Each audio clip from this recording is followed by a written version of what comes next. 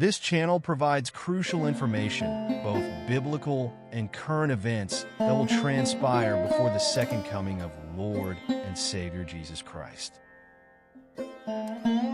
Only one lease of life is granted us, and the inquiry with everyone should be, how can I invest my powers so that they may yield the greatest profit? How can I do most for the glory of God and the benefit of my fellow men? For life is valuable only as it is used for the attainment of these ends. Our first duty toward God and our fellow beings is that of self-development. Every faculty with which the Creator has endowed us should be cultivated to the highest degree of perfection, that we may be able to do the greatest amount of good of which we are capable. Hence, that time is spent to good account, which is used in the establishment and preservation of physical and mental health. We cannot afford to dwarf or cripple any function of body or mind. As surely as we do this, we must suffer the consequences.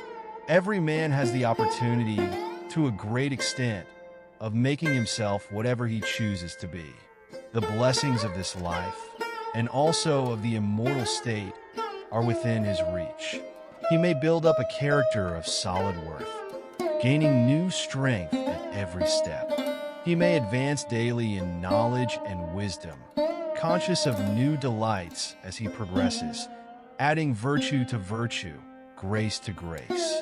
His faculties will improve by use. The more wisdom he gains, the greater will be his capacity for acquiring. His intelligence, knowledge, and virtue will thus develop into greater strength and more perfect symmetry. On the other hand, he may allow his powers to rust out for want of use, or to be perverted through evil habits, lack of self-control, or moral and religious stamina. His course then tends downward. He is disobedient to the law of God and to the laws of health. Appetite conquers him. Inclination carries him away. It is easier for him to allow the powers of evil, which are always active, to drag him backward than to struggle against them and go forward. Dissipation, disease, and death follow. This is the history of many lives that might have been useful in the cause of God and humanity. One of the strongest temptations that man has to meet is upon the point of appetite. In the beginning, the Lord made man upright. He was created with a perfectly balanced mind, the size and strength of all his organs being fully and harmoniously developed. But through the seductions of the wily foe, the prohibition of God was disregarded, and the laws of nature wrought out their full penalty. Adam and Eve were permitted to eat of all the trees in their Eden home, save one. The Lord said to the holy pair, "In the day that ye eat of the tree of knowledge of good and evil, ye shall surely die." See Genesis 3. Eve was beguiled by the serpent and made to believe that God would not do as he had said. She ate, and thinking she felt the sensation of a new and more exalted life, she bore the fruit to her husband. The serpent had said that she should not die, and she felt no ill effects from eating the fruit, nothing which could be interpreted to mean death, but instead a pleasurable sensation, which she imagined was as the angels felt.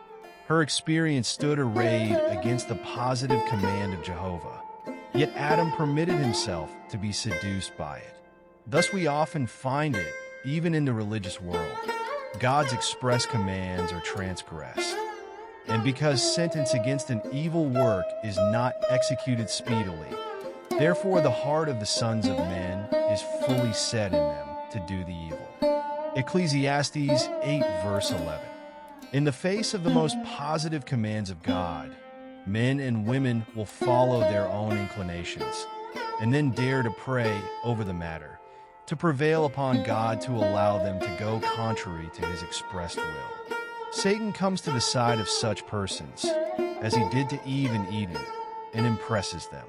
They have an exercise of mind, and this they relate as a most wonderful experience which the Lord has given them. But true experience will be in harmony with natural and divine law. false experience arrays itself against the laws of life and the precepts of Jehovah.